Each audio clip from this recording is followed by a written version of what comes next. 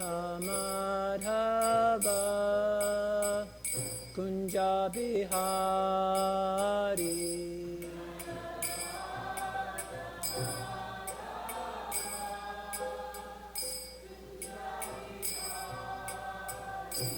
Jayo Radha Madhava Kunja Bihari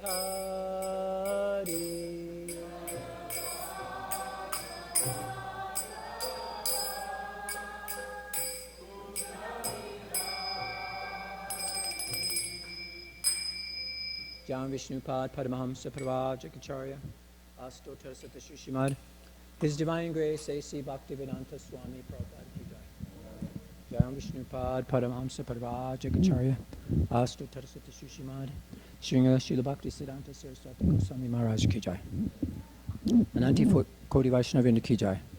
ISKCON BBT Founder Acharya Srila Prabhupada Ki Jai. Namacharya Srila Haridas Thakur Ki Jai.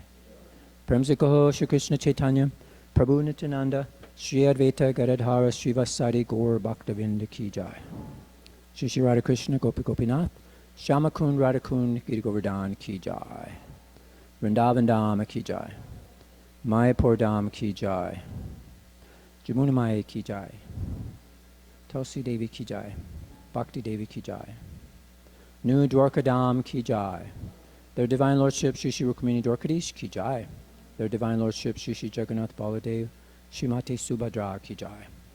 Their Divine Lordship Shri Shri Gornitai Ki Jai. Srimad Bhagavatam Ki Jai. Harinam Sankirtan Jagya Ki Jai. Hare Krishna Mamantra Ki Jai. Prasadam Distribution Ki Jai. Going back home, back to Godhead Ki Jai. Gaura Pramananda Hare Hare Bol. All glories to all assembled devotees, Hare Krishna. All glories to all assembled devotees, Hare Krishna. All glories to all assembled devotees, Hare Krishna. All glories to Shri Shri Guru and Shri Gauranga. Shri Prabhupada. Om Namo Bhagavate Vasudevaya.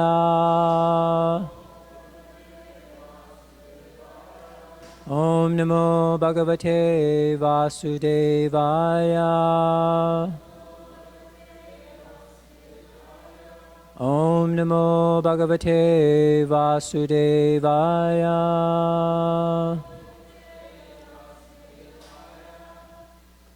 So today we're reading from the Srimad Bhagavatam. This is the 10th canto of the Srimad Bhagavatam, chapter 1, texts 10 to 13. 10 and 11 have very short purports, and 12 has no purport. So we'll go all the way to 13. I'll chant the first few verses myself. So today's topic is going to be heaven on earth. And we'll discuss that a little bit. And how we can have less hell on earth. So let's dive right into the verses. I'll just chant these myself. Raje Vasankim Akaron Maripuryam Chakeshavaha Brataram Chavadit Kamsam Matur Adhadhad Arhanam. Lord Krishna lived both in Vrindavan and in Mathura. What did he do there? Why did he kill Kamsa, his mother's brother? Such killing is not at all sanctioned in the Shastras. Purport. One's maternal uncle, the brother of one's mother, is on the level of one's father. When a maternal uncle has no son, his nephew legally inherits his property. Therefore, why did Krishna directly kill Kamsa, the brother of his mother? Maharaj Parikshit was very much inquisitive about the facts in this regard. Text number 11. Deham manusam ashritya kattivarshani vrishnivi yarupuyam sahavatsit patnyo katti ababan prabhu. Krishna, the Supreme Personality of Godhead, has no material body, yet he appears as a human being. For how many years did he live with the descendants of Vrishni? How many wives did he marry? And for how many years did he live in Dwarka? Purport. In many places, the Supreme Personality of Godhead is described as Satchidananda Vigraha, possessing a spiritual, blissful body. His bodily features are Narakriti, that is, exactly like that of a human being. Here the same idea is repeated in the words Manusham Ashritya, which indicate that he accepts a body exactly like that of a man. Everywhere it is confirmed that Krishna is never nirakara, or formless. He has his form exactly like that of a human being. There is no doubt about this.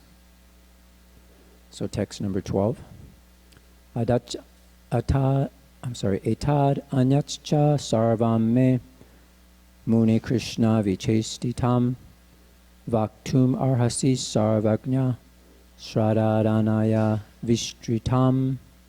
O great sage who know everything about Krishna, please describe in detail all the activities of which I have inquired, and also those of which I have not. For I have full faith and am very eager to hear of them. Okay, today's verse. Nasatidu hasyaha ksun Mam Naisatitu Sahaksun Mam Tyaktodam Api Bhadate Tyaktodam Api Bhadate Pibantam Twan Mukhamboja Pibantam Tvam Mukhamboja Jutam Hari Katamritam Jutam Hari Katamritam Nasatidu Sahaksun Mam Tyaktodamapi Bhadate Pibantam Twan Mukhamboja Jutam Hari Katamritam Naisatidu Sahaksun Mam Tyaktotam Api Bhadate Pibantam Twan Mukhamboja Jutam Hari Katamritam.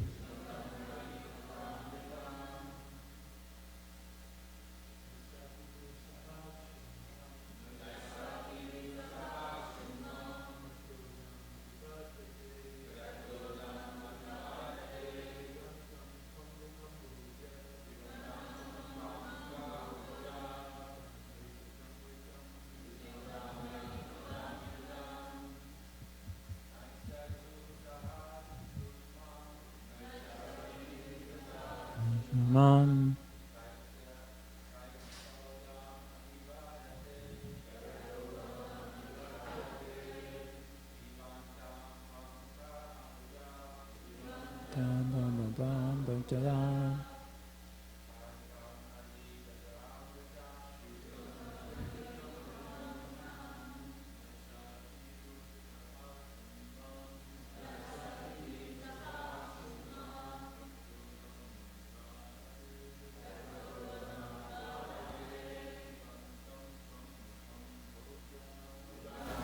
Tamakam Dojam Tam Tam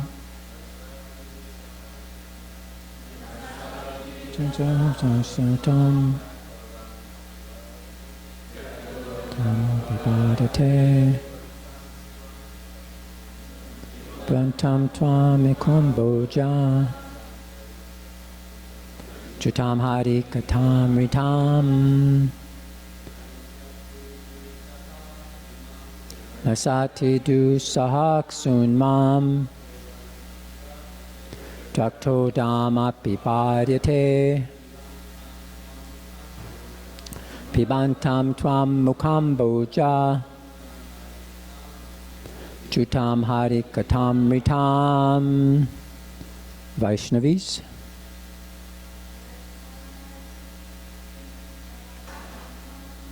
Naisati dusahak sunmam.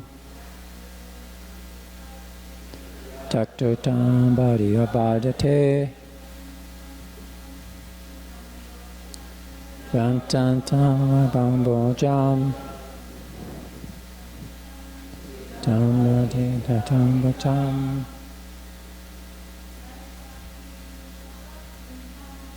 Nasakti sutam. Takti dhamma padate. Dantam bambojam. Damyadi akaritam. Okay. Na, not. Esa, all this. Atidu shaha, extremely difficult to bear. Ksut, hunger. Mam, unto me. Takta udam, even after giving up drinking water. Api, also. Bhadate, does not hinder. Bipantam, while drinking. Twat mukha amboja achutam, emanating from your lotus mouth.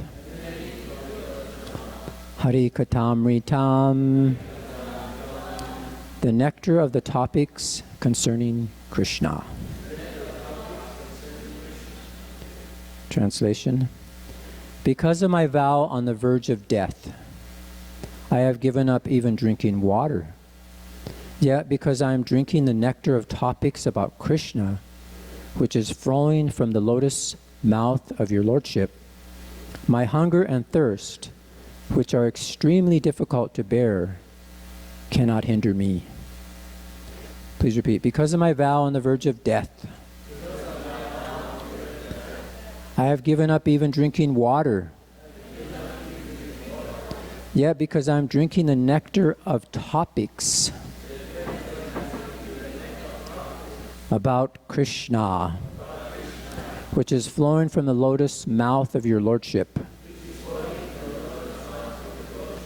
my hunger and thirst, which are extremely difficult to bear, cannot hinder me. Purport by Srila Prabhupada. To prepare to meet death in 7 days, Maharaj Parikshit gave up all food and drink. As a human being, he was certainly both hungry and thirsty, and therefore Sukadeva Goswami might have wanted to stop narrating the transcendental topics of Krishna. But despite his fast, Maharaj Parikshit was not at all fatigued. The hunger and thirst from my fast do not disturb me, he said. Once, when I felt very thirsty, I went to the ashram of Samika Muni to drink water. But the Muni did not supply it. I therefore wrapped a dead snake over his shoulder, and that is why I was cursed by the Brahmana boy. Now, however, I am quite fit. I am not at all disturbed by my hunger and thirst. This indicates that although on the material platform there are disturbances from hunger and thirst, on the spiritual platform there is no such thing as fatigue. The entire world is suffering because of spiritual thirst. Every living being is Brahman, or spirit soul, and needs spiritual food to satisfy his hunger and thirst. Unfortunately, however, the world is completely unaware of the nectar of Krishna Katha. The Krishna consciousness movement is therefore a boon to philosophers, religionists, and people in general. There is certainly a charming attraction in Krishna and Krishna Katha. Therefore, the Absolute Truth is called Krishna, the most attractive. The word Amrita is also an important reference to the moon. And the word Ambuja means lotus. The pleasing moonshine and pleasing fragrance of the lotus combined to bring pleasure to everyone hearing Krishna Katha from the mouth of Sukadeva Goswami. As it is said, Matirna Krishna parata svatova mito bibajate griha ratanam adanta gopir vishantam timashram puna punas charvita charananam. Because of their uncontrolled senses, persons too addicted to materialistic life make progress toward hellish conditions and repeatedly chew that which has already been chewed. Their inclinations towards Krishna are never aroused, either by the instructions of others, by their own efforts, or by a combination of both. At the present moment, all of human society is engaged in the business of chewing the chewed. Puna punas charvita charvanam. People are prepared to undergo mrityu samsara vartmani, taking birth in one form, dying, accepting another form, and dying again. To stop this repetition of birth and death, Krishna Katha, or Krishna consciousness, is absolutely necessary. But unless one hears Krishna Katha from a realized soul like Sukadeva Goswami, one cannot relish the nectar of Krishna Katha, which puts an end to all material fatigue, and enjoy the blissful life of transcendental existence. In relation to the Krishna consciousness movement, we actually see that those who have tasted the nectar of Krishna Katha lose all material desires, whereas those who cannot understand Krishna or Krishna Katha regarding the Krishna conscious life as brainwashing or mind control. While the devotees enjoy spiritual bliss, the non-devotees are surprised that the devotees have forgotten material hankerings. So, Om Jnanantamanandasya Gedanjana Salakaya Chakshursunmitamena Tasmai Shri Guruve Namaha Shri Chaitanya Manobhistam Stapitamena Bhutale Swayamupakada Mayam Dadanti Swapadantikam. Jai Shri Krishna Chaitanya Prabhu Nityananda Shri Advaita Gadadhar Srivasadi Gaur Bhaktavinda. Hare Krishna Krishna Krishna Hare Hare Hare Rama Rama Rama Hare Hare.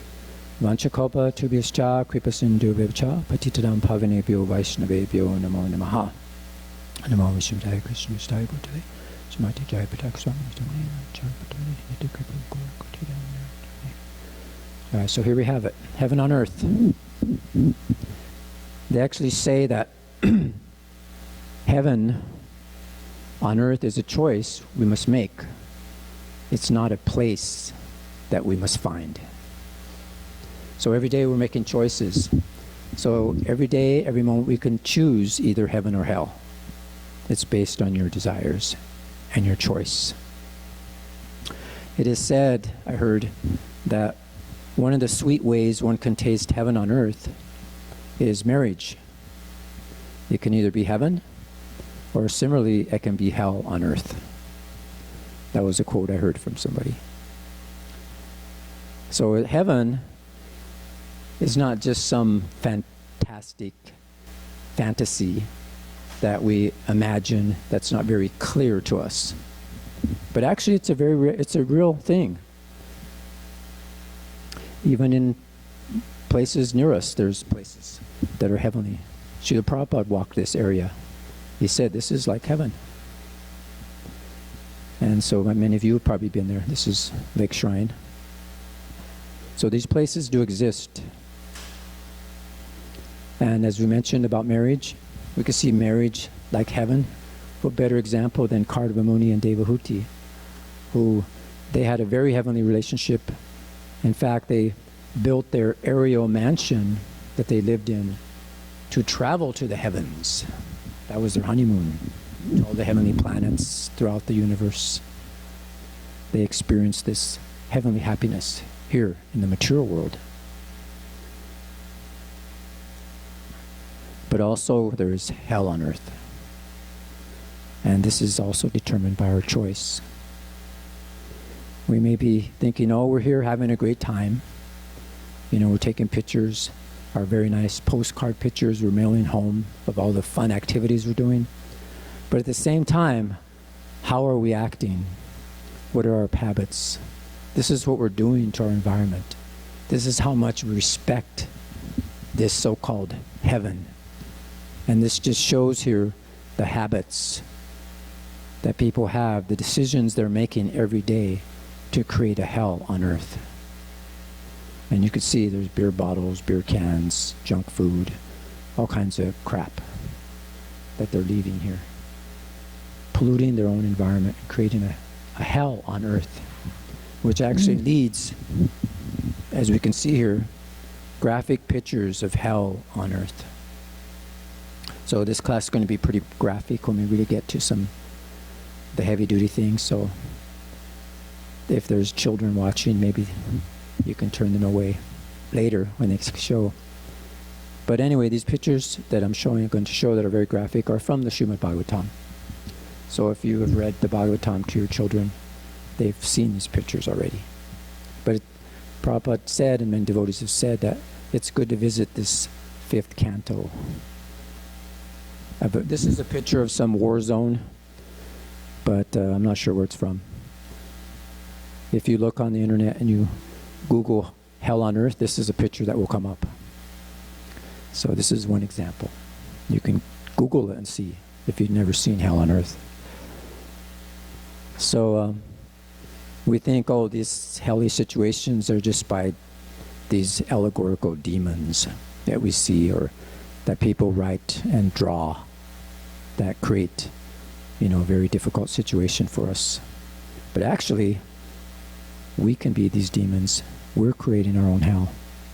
And this is the result of these bad habits that we see within this nuclear cloud of lack of sense control, disrespecting nature, exploiting other living entities, and performing all kinds of sinful activities. This is the result. As described in the Bhagavad Gita, these demons, they destroy the earth. That's their activities, meant to destroy the planet.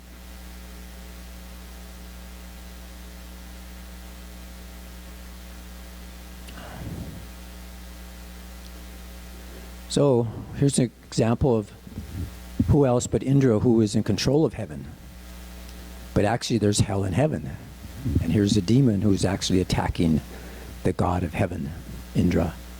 So wherever you are in the material world, you're going to experience either hell or heaven, depending on your choices and the things and activities that we do. So even Indra finds himself in trouble, who is in heaven by his decisions that he makes. And this is a demon that actually, just by a mere slap, just completely sent him and his elephant spinning, knocked them both out. So as Maharaj Parikshit mentioned, that here I am. This is a great king. And his world was like heaven on earth. I mean, he was actually powerful enough to keep Kali away, where he didn't have any chance of flourishing, but it was his time. So there was an arrangement made, and simply by his decision to disrespect a sage who was in deep meditation, this great king, who actually was able to create heaven on earth, was cursed. And because of that curse, we are very fortunate, and he was very fortunate to meet Sukadeva Goswami, who narrated to him the Srimad Bhagavatam, which we are actually now listening to again. But because of that, we see he despite all this time, he wasn't hungry or thirsty. And he had to put up with so many things, being cursed, and there was actually some intrigue against him. They were trying to keep the actual dragon, which is a snake bird, away from him. But even when he was bit by this dragon and burned up, he still didn't even feel the pain, because he was completely absorbed in the nectar topics of Krishna Katha, which is described in this verse today. And here we have another example of a devotee of Krishna who is practically experiencing hell on earth. But because he is engaged in the topics of Krishna Katha, glorifying the names of Krishna, he doesn't even feel the boiling heat that the demons are trying to boil him in. So this is the power of Krishna Katha, the power of the nectar topics. So sometimes, and we see the reason why we're here, we were in the spiritual world with Krishna, which was even beyond heaven, which we can't even imagine, but we're beginning to realize through the pages of the Srimad Bhagavatam that sometimes even there we have fallen. And the story we know of Jai and Vijay, who were cursed by the 4 Kumaras to come to this earth. So sometimes it happens. Here we are in the spiritual world, and then we come down into the material world due to our choices to disrespect or to not make the decision to stop the angry mood, the lusty mood, the mood to try to enjoy separately from Krishna. So this happens sometimes by Krishna's arrangement or sometimes by our own decisions. So here we have the path. We have 2 paths. We can either go to heaven by developing the spiritual qualities of sense control, study the Vedas, accepting a spiritual master. Or we can take the other path of attachment, lust, greed, anger, and ignorance. So by your thoughts, you can create your own hell, your own decisions. And this is the choices that we have, basically. So we had made that decision. So we left the spiritual world and we entered into the material world, which is like a hellish situation. We get these particular bodies which experience birth, old age, disease, and death in different forms, animals and insects, plants, and so many different forms. But actually, we're actually burning up. It's like a samsara. The blazing fire of material existence is eating us up. And we enter this material world. We've entered into this cycle of birth and death. This is one cycle. We take birth into the material world. We grow for some time. We actually become successful, whatever. Then we start to diminish and die. And then we do that again and again and again. And Prabhupada says this is a hellish situation.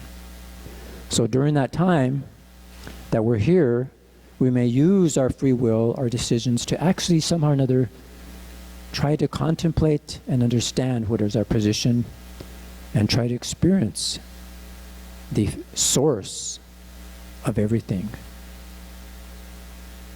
The one who created heaven, who created the spiritual world, who created everything. So one can use his time to actually become absorbed in that and then perfect his life. Or one can decide to get absorbed in earning money to maintain his families. So this is one of the beautiful ways of experiencing heaven or hell on earth. This is the one experiencing hell. Sometimes we make the wrong decisions and we can experience hell. And we see so-called family members are actually like described here and shown, jackals and tigers and fires, and they just rip us apart. And this is also graphically shown here, that these things just pull our senses here and there, pull our skin until it bleeds, pull the eyeballs out to watch, so many different things. The ears are being pulled to the sound, wonderful sounds. And the tongue is being pulled to the food that we, trying to enjoy. And also many kinds of liquor we like to drink, or things that we like to taste. So this is the spirit soul. You can see his expression on his shirt. Does he look very blissful, like he's in heaven? No, he's in complete misery. It's like, because his position is he's a fish out of water. No matter what you give you in this mature world, you can give money. We have a goal to achieve money, to achieve health, to achieve social status or social company in many illicit ways. But we'll never become happy, because it's like a fish out of water, trying to actually become happy somewhere outside of where your home is, which is actually the spiritual world. So we go through that cycle, and there's our family members. They're at our deathbed and they're weeping because no more they can exploit us. But because of your activities after death, there's more to experience. You not only experience hell on earth, but by your activities, you may actually go to hell. And this is the graphic part, which we will show here from the Bhagavatam. The body, as we know, is like a city. It's your home.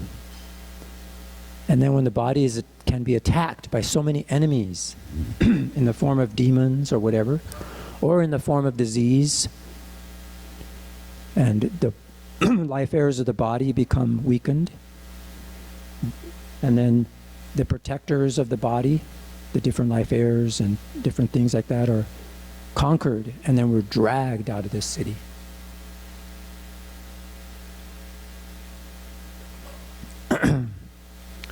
And where are we taken? We're dragged down to Yamaraj. He is the Lord of the lower planets, of the hellish systems. And he is like the super soul who knows all the decisions that you made. And you are judged there on the spot. And by these activities, there are certain places that you can actually go. There's different kinds of hells for particular activities that you performed. They're all described in the 5th canto. And you can see for particular activities of drinking and doing illicit activities, what happens. And here, continuing the realm of hell, this is real hell, where we can see, no need to mention, pictures are worth 1,000 words. But anyway, this is the result of the decisions that we make. And these are all described. They have all different names. I don't remember the names. Sir remembers a lot of these names, but I don't remember any. Kushipaka and Pakapuk, whatever, like that. There's so many different hells that we can go to. Anyway, as we read this morning, as Brigupati read this morning, that this material world is created in such a way that we can also have the opportunity to advance, not just to be degraded, but we can actually advance by the decisions we make. Here you could be very contemplative. How should I act? What should I do? And by these decisions, we'll create the future, heaven or hell. So these are the different activities. So there's different religions, there's different concepts, there's different teachings on what to follow. But before one follows anything, he should be contemplative, like this person. And Bhakti-tirtha Swami talks about in one of his books, he says, we have to have 3 initial questions to make a very clear evaluation of the decisions. And this is what he says, 3 different things that we should really think about. First of all, what is the ultimate goal of the system? Many times people involve themselves in a religious system without even knowing the ultimate goal. If they really did their research, they might not feel comfortable with the goal. We all have free will, but we should be clear about what we want. Sometimes the ultimate accomplishment of a system is to kill all of one's enemies. For other systems, the ultimate goal is to capture someone and make them a lover. In other cases, the final goals are to attain nirvana, samadhi, cosmic consciousness, mystic power, heaven on earth, or the kingdom of God. So that's the first question you should ask. What is the ultimate goal of the system? And secondly, what must we do to reach that goal? Every system has various tenets that will lead us to a particular goal. If someone introduces you to a religious system, but tells you that you do not need to do anything to attain that goal, you should run away very fast. No bona fide system will give higher realizations simply by waiting for them to happen. However, we find that a process requires us to sacrifice our firstborn or do a gruesome ritual. We may decide against that path as well. Or if a process requires the followers to meditate 12 hours a day, we may not feel that we have the desire or stamina to execute those practices. We then decide to go elsewhere. On the other hand, if we are comfortable with the rituals, practices, and techniques of the system, then we can go to the third question. So you got to find something that actually, the techniques and rituals that are followed is practical and it doesn't cause harm to other people. So the final question. Sorry, my throat's dry today. Finally, do we feel comfortable with what those who have authentically followed the goal obtained?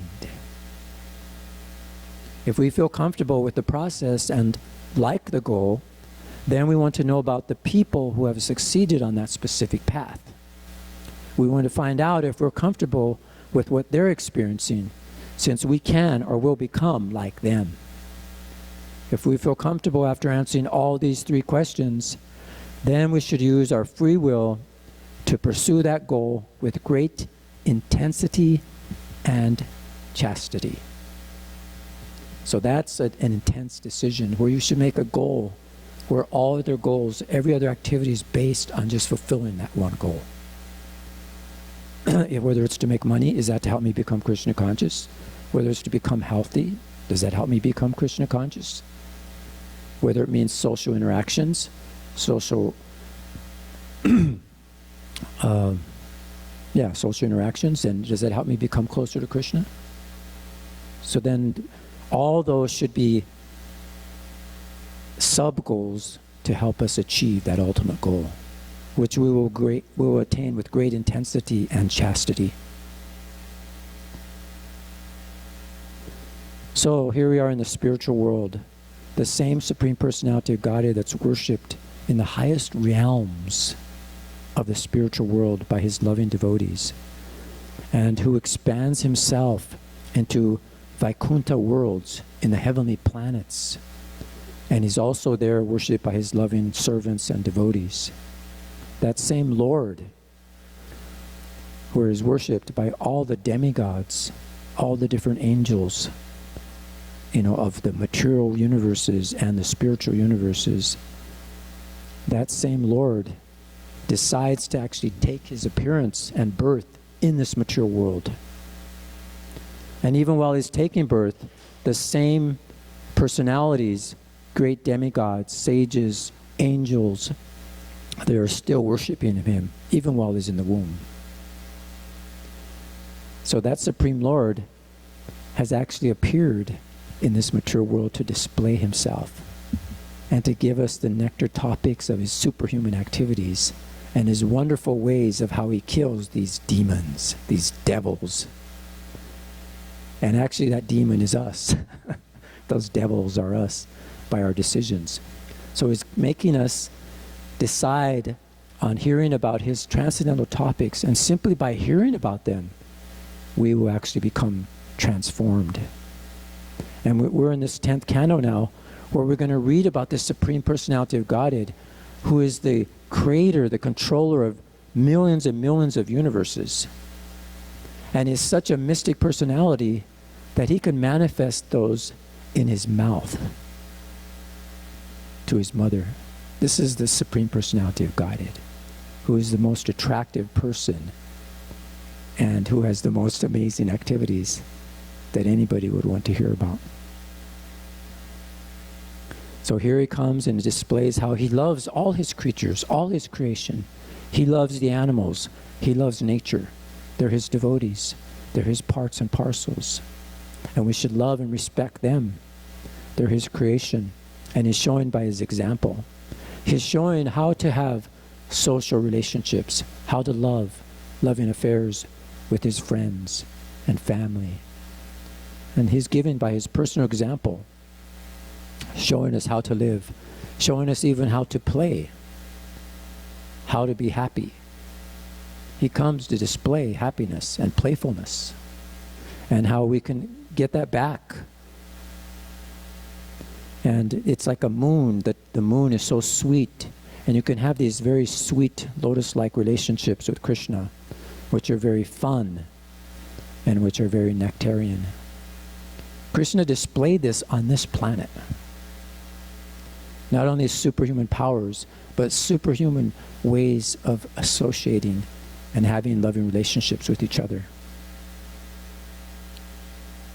And also, the first 30 chapters, is it? The 40 chapters is about Krishna in Vrindavan and Mathura, like that. And here it's described, the last 60 chapters is Krishna in Dwarka. And he shows an example how to be a ruler, how to be a king, and how to create heaven on earth. And this is Krishna here, showing the example what he created, his whole family. He created the spiritual world here in Dwarka. This is New Dwarka. So like a lotus, and the moon itself, it gives such a wonderful combination that the Supreme Lord, the spiritual world, is like a lotus. And that same lotus-like personality has appeared like the moon in this age of Kali, to give us the taste of the nectarian holy names, his examples, his activities, hearing the nectar topics, chanting and singing the glorious topics of the Supreme Personality of Godhead. And that is, again, Lord Chaitanya, who appeared most recently, who is the combined form of Radha Krishna, came to show how he also gave an example how to love nature, love all creatures. In fact, he would dance with them. They're all spirit souls. They all have a relationship with Krishna. So we should respect everything here as the spiritual world and love everyone. So he came and taught us how to cleanse this dirty ideas, these dirty decisions, and how to really become pure, so that with that pure state we can actually taste the relish the activities of Krishna. And here's Lord Chaitanya standing on the bank. He's actually seeing these activities by his purity. He's actually seeing Krishna sporting with his devotees in the spiritual world. So we can have that same vision also as Lord Chaitanya did. And here's Lord Chaitanya with his devotees enjoying loving relationships. And this is after Srimad Bhagavatam. Lord Chaitanya actually teaches more and more in detail how to have loving social relationships with his devotees. This is the postgraduate study of spiritual science. And here Lord Chaitanya is giving that nectarian holy name, that if we just chant it, glorify Krishna, his names, his activities, his pastimes, then we'll experience this love of Godhead. We'll experience heaven on earth. We'll actually experience the spiritual world. And Srila Prabhupada has brought that to us. We're very grateful. Like Lord Chaitanya came, Lord Chaitanya sends his devotees, and Srila Prabhupada, who has actually seen the spiritual world, and therefore he can reveal it to you. And here, right here, Srila Prabhupada is sitting.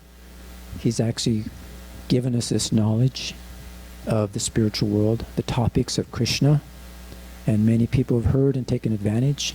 And this is the love that Srila Prabhupada had for all living entities, just as Lord Chaitanya had, just as Krishna has, to spread this message for every soul, to actually advance and ultimately go back to the spiritual world. So here we are. This is New Dwarka Dham. This is actually the spiritual world. Srila Prabhupada said that his temples are the spiritual world. This is heaven on earth. So that's it. Thank you very much. Any comments or questions? Realizations? Jai. Okay. Thank you very much for your kind attention. All glories to Srimad Bhagavatam. Hare Krishna.